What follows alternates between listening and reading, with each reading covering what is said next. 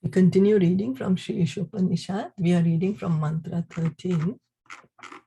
Just quickly read the mantra. Anyad evahu sambhavad, anyad ahur asambhavad, iti shushruma dhiranam, yena stad vichak chakshire. It is said that one result is obtained by worshipping the supreme cause of all causes, and that another result is obtained by worshipping what is not supreme. All this is heard from the undisturbed authorities who clearly explained it. So Sri Isopanishad is saying that the authorities of spiritual science, the authority of spiritual knowledge, they know that whoever we worship, we are going to get a different result. Not that you worship anyone and everyone and the result is the same. No.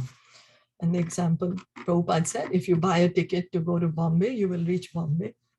But if you buy a ticket to go to Calcutta, you will reach Calcutta.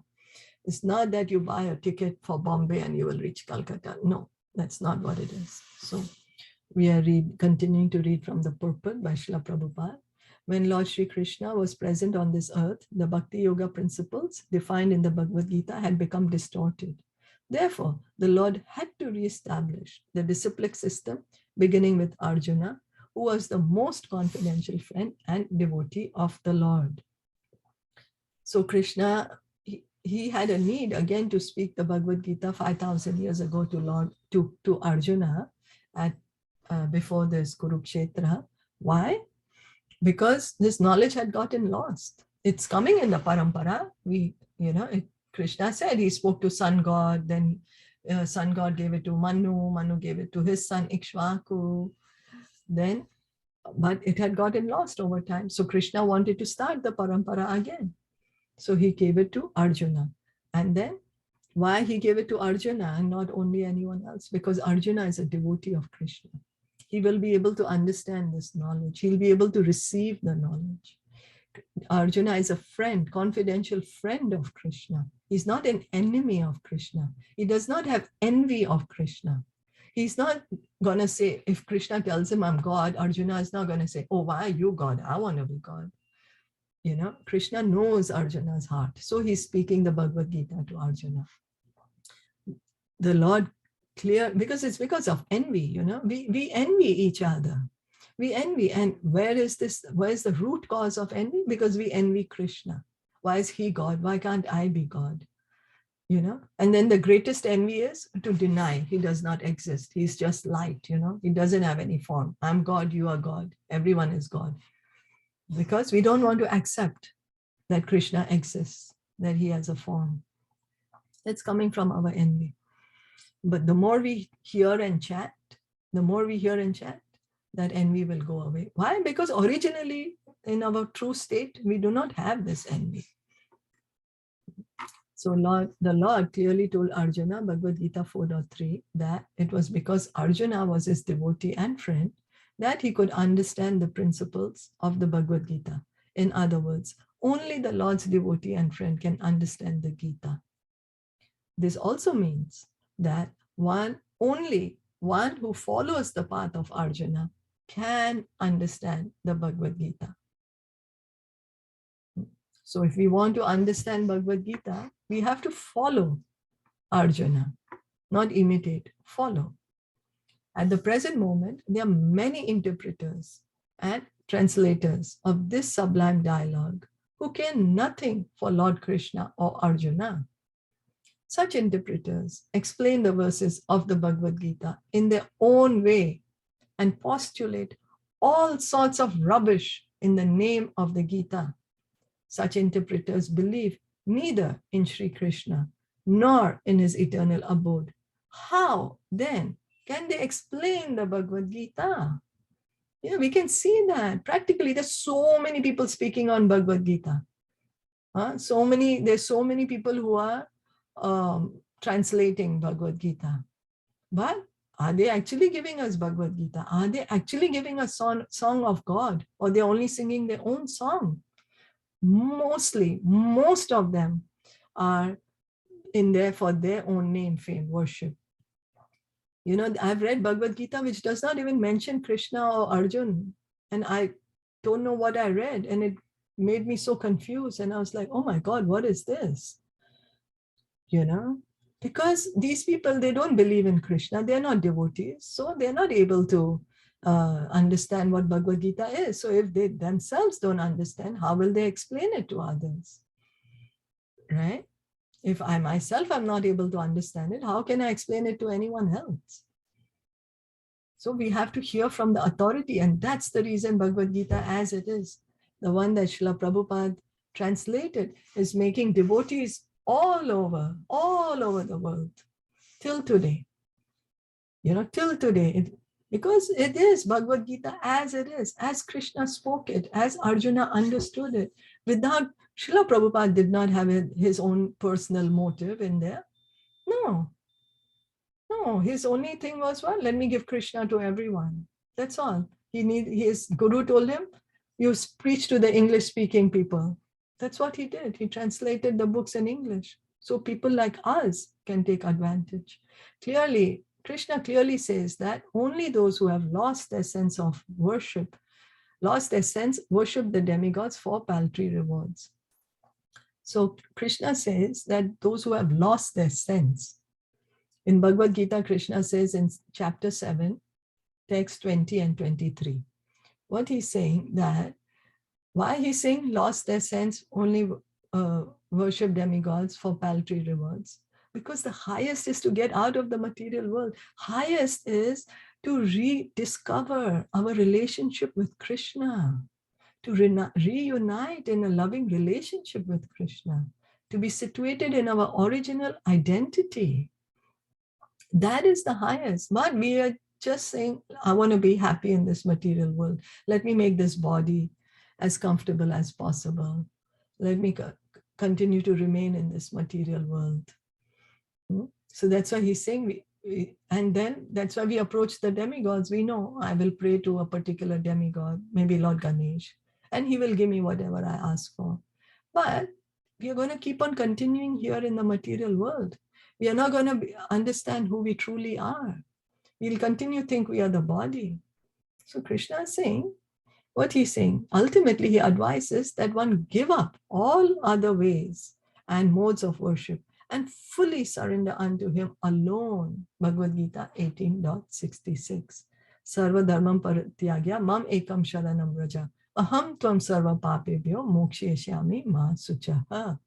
That's the final word of Krishna. That's the essence of Bhagavad Gita. Just surrender unto me. Krishna is saying, fully surrender unto me. Give up everything. Don't fear. Don't fear. Just give up everything. I will protect you from all sinful reactions. You will not get any sins. Don't worry, he's saying. We are fearful. Oh, I'm been praying to this demigod. If I don't, this demigod will be angry with me. Krishna is saying, don't fear. I will protect you. Only those who are cleansed of all sinful reactions can have such unflinching faith in the Supreme Lord. Others will continue hovering on the material platform with their paltry ways of worship, and thus will be misled from the real path under the false impression that all paths lead to the same goal. So that's the reason, cleansed of sinful reactions. That's the reason we are advised. Don't engage in sinful activity. Give up meat eating, intoxication, gambling, and illicit sex. Why? Because when we engage in sinful acts, what happens? Our intelligence is bewildered. We are not able to understand our true identity. We will not be able to understand Krishna. Our faith, we won't be able to get that unflinching faith. And then what will happen? Then we will continue worshipping this demigod, this person, that demigod, and we will be misled from the real path, and we will be misled, and then we will think, oh, anyway, all roads lead to one, all paths lead to the same goal, no problem. But this is false. In this mantra of Sri Isopanishad, the word Sambhavat, by worship of the Supreme Cause, is very significant. Lord Krishna is the original personality of Godhead, and everything that exists has emanated from him. So what is Isopanishad saying, worship of the supreme cause. Worship of the supreme cause. And who is that supreme cause? Sarva Karana Karanam. Ishvara Parama Krishna Satchidananda Vigraha. Anadir Adir Govinda Sarva Karana Karanam. Brahma Samhita, Lord Brahma says, who is that Sarva Karana Karanam? That is Lord Krishna. All the authorities, all the Vedic scriptures, all Krishna himself, he says, I am the supreme cause. No one else says it. No one. Can we say I'm the supreme cause? Everything is happening because of me. I created this material world and everything is happening under my control. No, we can't.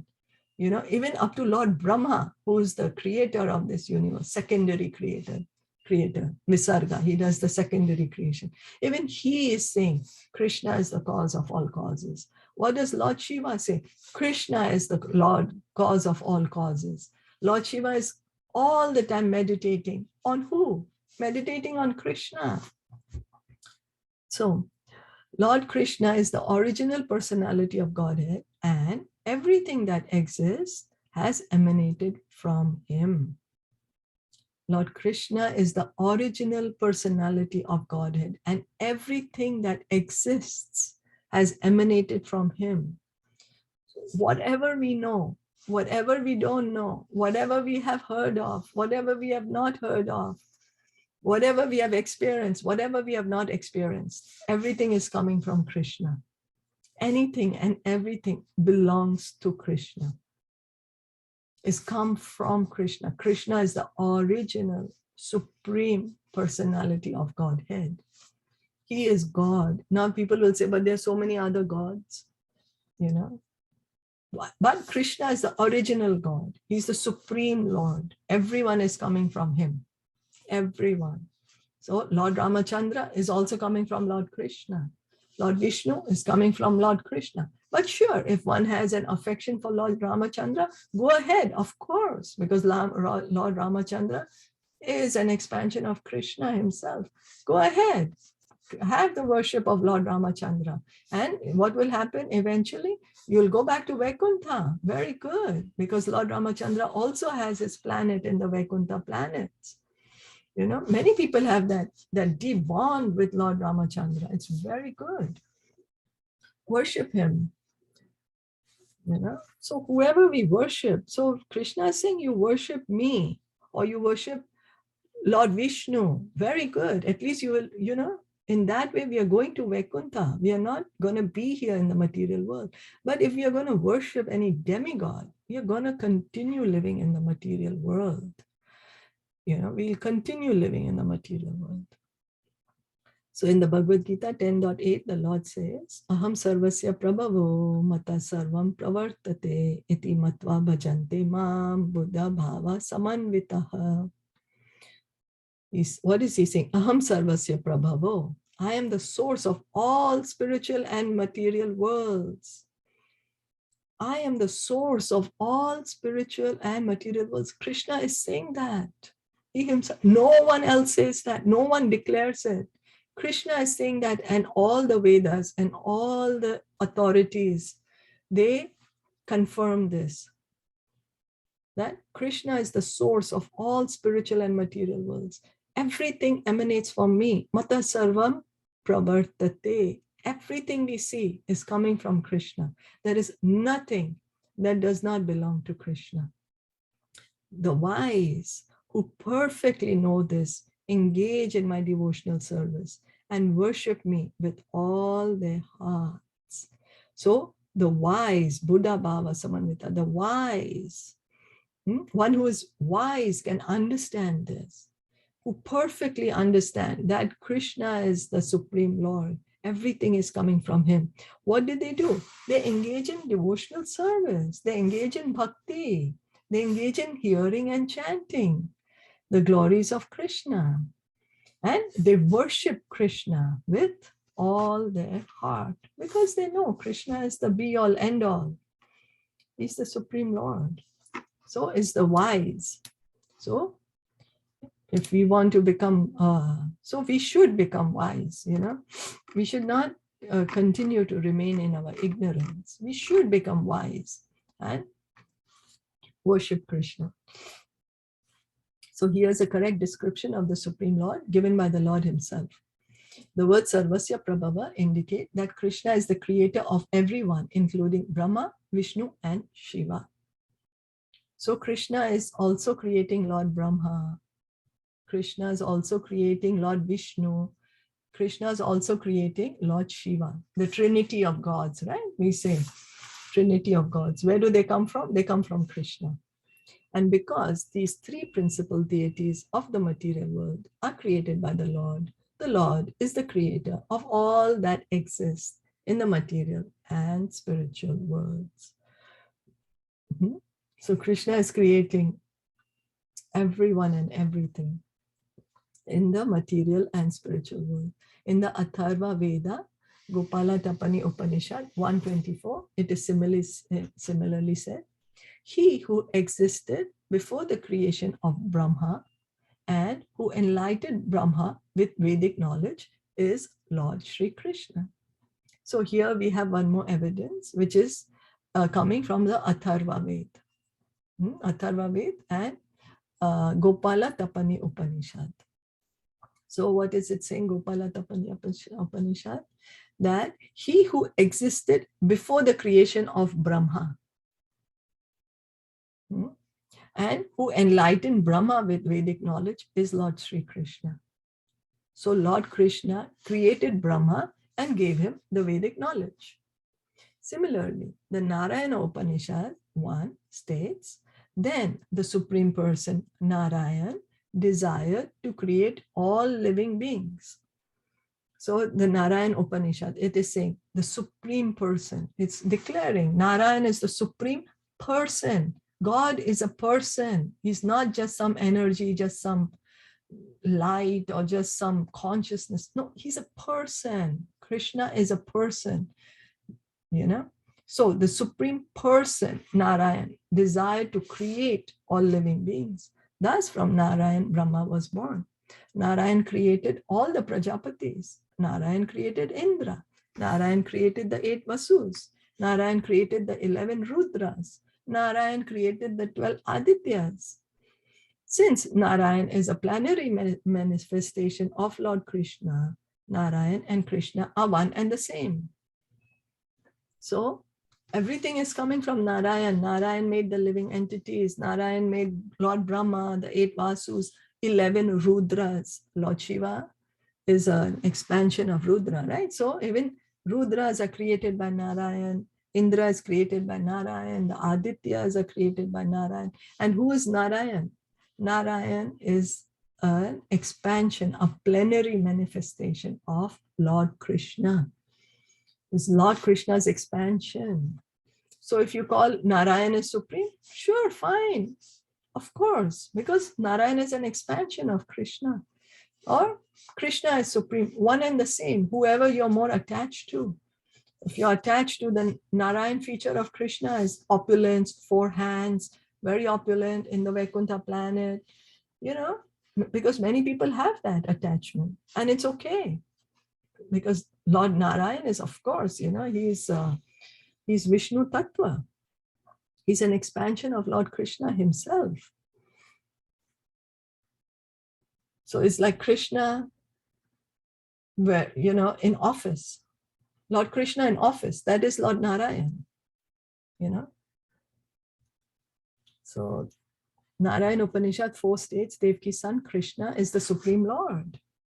Okay, Narayan Upanishad, the same Narayan Upanishad, one was stating that Narayan created everything. Now the same Upanishad 4 says that Devki's son, Krishna, is the Supreme Lord. The identity of Narayan with the Supreme Cause has also been accepted and confirmed by Sripad Shankaracharya, even though Shankara does not belong to the Vaishnav or personalist cult.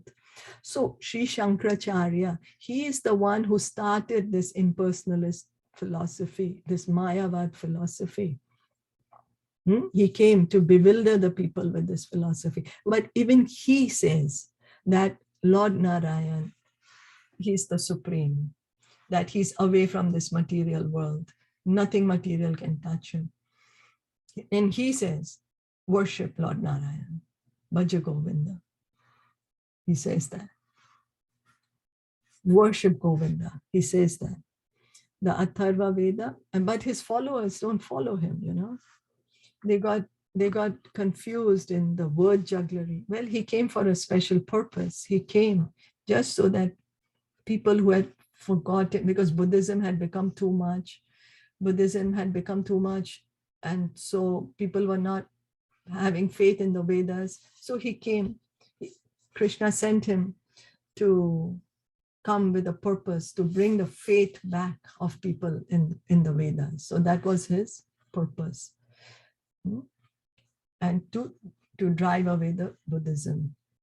And why Buddhism was there? Why Lord Krishna came as Buddha? Because people in the name of Vedas were killing animals, slaughtering animals, caste system, all in the name of Vedas. And at that time, they did not have that capacity to understand the true transcendental knowledge. So time, place, and circumstance. Krishna always preaches according to time, place, and circumstance. So he said, everyone, stop everything. Don't believe in Vedas, just follow me. That was Lord Buddha's purpose. Then Shankaracharya's purpose was to bring the faith back in the Vedas. And then Madhvacharya came and he explained that, yes, Vedas, but there is two. There is not only one supreme. There is the supreme and then there is the soul. We are the soul and there is a supreme Lord. And Lord Caitanya came to give us the perfect knowledge that we are part and parcel of the Lord. So we can see that even though Krishna in Bhagavad Gita 5,000 years ago, he says, surrender unto me. We didn't know how to follow this instruction. And then how the consciousness has evolved, had to evolve. And then the scene is set for Krishna to give us this highest knowledge that Lord Chaitanya came to give us. Pure love for Krishna, pure love of God. So the Atharva Veda, Maha Upanishad 1 also states, only Narayan existed in the beginning, when neither Brahma, nor Shiva, nor fire, nor water, nor stars, nor sun, nor moon existed. So the Narayan Upanishad says, the Atharva Upanishad, Atharva Veda, Maha Upanishad. It states that in the beginning there was no Brahma, there was no Lord Shiva, there was no fire, no water, there were no stars, there was no sun, there was no moon. But who was there? Lord Narayan was there. The Lord Narayan was there. The Lord does not remain alone, but creates as he desires. So it's Krishna's desire. When he desires, he creates. Krishna himself states in the Moksha Dharma, I created the Prajapatis and the Rudras. They do not have complete knowledge of me because they're covered by my illusory energy. So Moksha Dharma, Krishna is saying he has created the Prajapatis, the Rudras. Lord Shiva is an expansion of Rudra. So Krishna is saying, I have created them, but they don't have complete knowledge of me. Why? Because they are under Maya. Maya, covered by the illusory energy. It is also stated in the Varaha Purana, Narayan is the Supreme Personality of Godhead. And from him, the four-headed Brahma was manifested, as well as Rudra, who later became omniscient. So, Varaha Purana. Varaha Purana also says, Lord Narayan is the Supreme Lord. From him come Brahmaji, who has four heads. From him come Lord Shiva. Okay. So thus all Vedic literature confirms that Narayan or Krishna is the cause of all causes. In the Brahma Samhita 5.1, also it is said that the Supreme Lord is Sri Krishna, Govinda, the delighter of every living being and the primeval cause of all causes. So all the Vedic literature, all the Vedas, Upanishads, Puranas, they all declare that Krishna is the cause of all causes. Lord Brahma says, Sarva Karana Karanam. Lord Brahma says that Govinda, that Lord Sri Krishna, Govinda, the Supreme Person, he is the one. He is the cause of all causes. He is the one who can truly give joy to each and every living entity. the delighter of every being. That's why he's called Govinda. He's the one that we can feel happiness when we are connected to Krishna, because he's the reservoir of all pleasure. So the really learned persons know this from evidence given by the great sages and the Vedas, and thus they decide to worship Lord Krishna as all in all. Such persons are called Buddha, or really learned, because they worship only Krishna. So now, learned persons, we think we are going to get some degree in the university or in the school or some PhD, and we think we are learned. We need that, but that's for the material body, We need that to be maintaining ourselves in this material world. That's okay. But who's the really learned person? The real knowledge. What is that? One who hears from the great authorities, from the pure devotees, the sadhus, the gurus, the shastras. And after hearing, then they decide to worship Lord Krishna as all in all. That Krishna is the cause of all causes. Then such persons are called Buddha, or really learned, because they worship only Krishna. So the intelligence is fixed. They have their fixed intelligence. Krishna is my supremely worshipable Lord. How do they get the knowledge? By hearing from the great devotees, the authorities, the Vedas. We have to be very careful who we are hearing from, what we are hearing. Many people might say they are speaking spirituality, or we might think we are reading something spiritual, but it might be totally misleading. So we should be careful of what we are hearing, who we are hearing. The conviction that Krishna is all in all is established when one hears the transcendental message from the undisturbed Acharya with faith and love. So for us to get this firm faith that Krishna is the Supreme Lord, he's all in all, we have to hear the message of Bhagavad Gita, Srimad Bhagavatam, from who? From the Acharya, undisturbed Acharya, from the pure devotee. And we have to hear it with faith and with love. Okay, one who has no faith in or love for Lord Krishna cannot be convinced of this simple truth. If we have no faith, we have no love for Krishna, we won't be able to accept that Krishna is the Supreme Lord. It's a simple truth, but it comes from our desire. Are we willing to accept the truth? So it all comes to our desire. What is my desire? Those who are faithless are described in the Bhagavad Gita 9.11 as mudas, fools or asses. It is said that the mudas deride the personality of Godhead because they do not have complete knowledge from the undisturbed Acharya.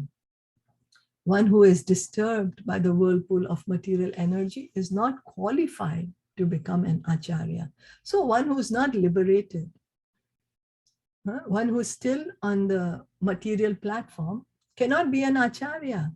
He's not qualified to be an Acharya. So one who is who's not disturbed by all these material desires. So means one who has already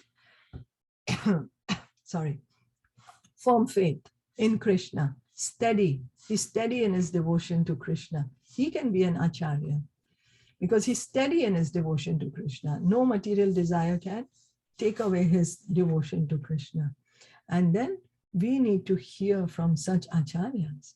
And in Bhagavad Gita 9.11, Krishna says that those who are faithless, the faithless means they have no faith in Krishna, no faith in Bhagavad Gita, no faith in the sadhu. Then they are called fools or asses. But we have to see who is the real sadhu. We have to hear from the real sadhu, a real guru. Who is a real guru? That research we have to do.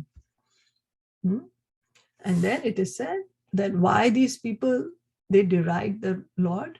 Why so many people say there is no Lord, or Krishna is not God, or I don't know what's happening. Maybe everyone is one. Maybe there is God, maybe there isn't. Maybe he's light, maybe he's an energy, maybe he's just something. I don't know. Why? Because they have not heard from a pure devotee. So we need to hear from the pure devotee to remove all our doubts, to remove our misconceptions. Only when we hear from a pure devotee will we be able to understand who is the supreme absolute truth. Is that okay? We'll stop here for today and we can continue tomorrow. Are there any comments or questions? No, all clear. Okay. Thank you so much for joining in. Thank you so much for listening. Shri Isopanishad ki jai, Shila Prabhupada ki jai, Gaur Premanande, Hari Bol, Hare Krishna.